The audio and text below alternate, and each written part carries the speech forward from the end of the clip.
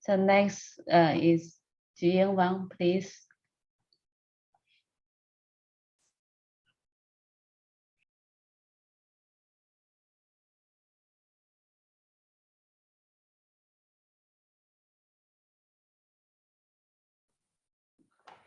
Good night, colleagues.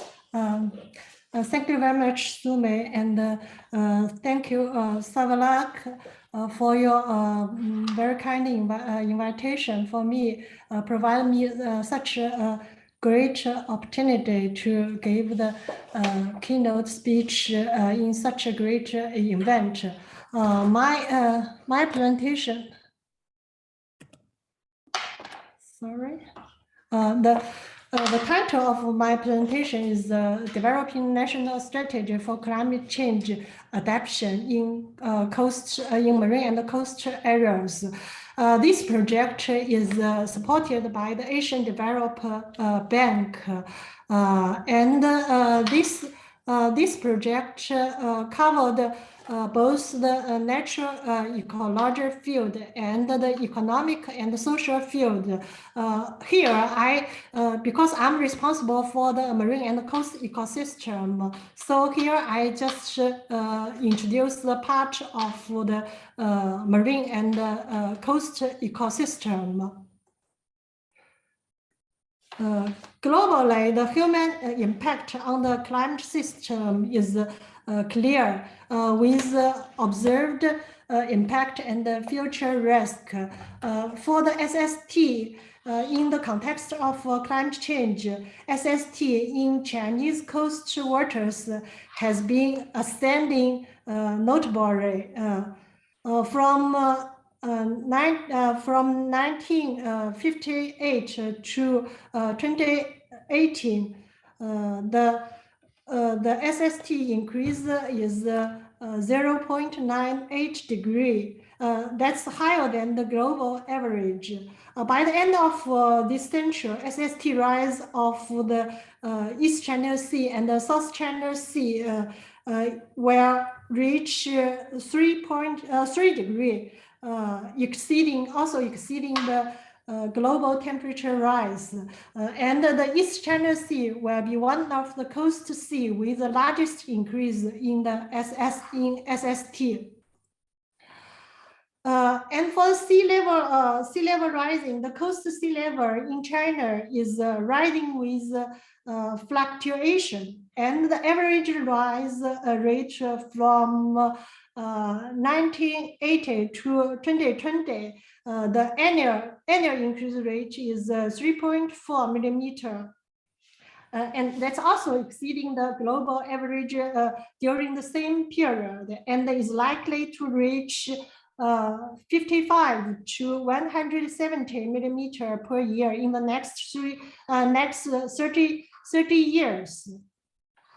As to the ocean acidification, the seasonal seawater aragonite saturation lower than 2 has been observed many times in the bottom of the Yellow Sea, particularly in the autumn. And in summer, in the East China Sea, also the aragonite saturation is also as low as 1.2 to 1.4.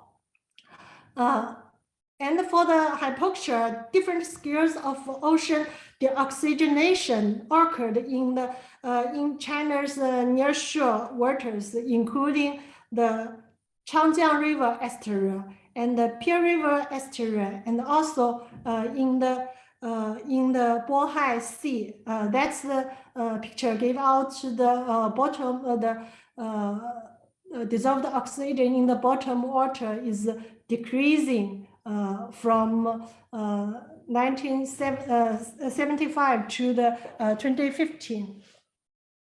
And this slide gave the pH and the dissolved oxygen prediction for the Eastern China Seas and the South China Sea on the different climate scenarios.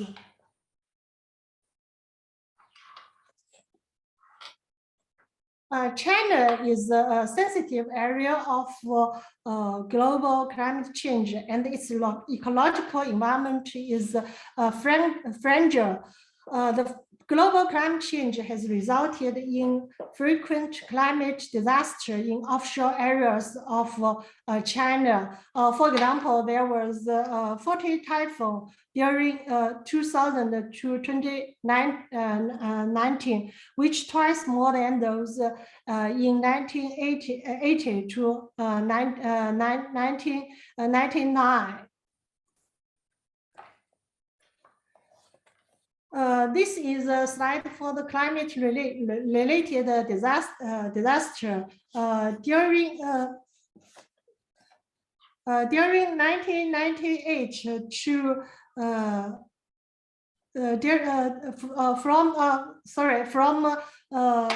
from 2010 to 2019, about 180 storm surge lead to direct economic loss of 87 billion Chinese yuan and 46 people deaths, and more than 300 disastrous sea wave leading to direct economic loss of 2 billion Chinese yuan. That's the climate-related disaster leading to the direct economic loss, and different disaster distributed in the coast area. Different area has a different disaster, and this disaster will result in the different economic loss. And what's the impact on the marine ecosystem? For the phytoplankton, the structure of phytoplankton changed. The phytoplankton and the dinoflagellates increased. Warm water species expanded northwards.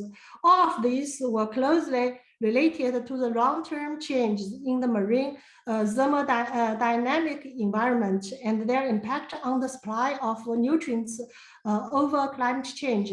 And for the zooplankton, the number of cold temperate and warm temperate zooplankton species in the East China Sea has been found dropped significantly. The richness of the subtropic and the tropic species has increased, and the dominant species have changed. On the high PCO2, the reproductive success of zooplankton dropped and also impacted the feeding rate. As to the fish, some warm water fish species mainly distributed in the South China Sea now may also be detected in the Taiwan Strait. For the cold water fish, the rise in water temperature can lead to the narrowing of their distribution range, and earlier sex maturation, reduction in conception, and the reduction in the ovulation, a lower survival rate in young fish. For the fishery resources, the production of main economic fish species in China is predicted to be lower, ranging from 5% to 15%. And then this observed factor and the disaster have the impact, the adverse impact on the habitats. For example, for the mangrove, the distribution of mangrove moves northward. That's the case anyway. The abnormal climate will make large areas of mangrove fail to bloom, fruit, grow, and develop normally. Due to the sea level rise, mangrove forest will face the risk of community decline, reduced distribution area, and the inundation. For the coral reef, in recent decades, studies are constantly revealing that the coral bleaching events caused by the abnormal seawater temperature rise in China's coastal waters and the frequency of coral bleach is gradually increasing. Sea level rise storm surge and extreme high temperatures will threaten the coastal facilities, including ports, nuclear power plants, petrochemical plant, airport, oil and gas platform, and other major coast projects in China. The elevation design of the existing coastal facility may be unsatisfactory for the influence caused by the sea level rising due to the design criteria. The fatigue damage to coastal facility by extreme sea conditions will increase greatly in the future. In addition, the increasing of the extreme events such as a strong wind, high temperature caused by the climate change will threaten the normal operation of the above the coast project. This slide summarizes the main climate-related disaster and their impact. Here we listed the disaster, and here is the impact on the ecosystem and the coast project. Extreme weather, including hurricane and cyclone, storm surge, and heat wave, flood, drought, temperature rise, sea level rise. All this was counted as the most popular climate hazard by the United Nations.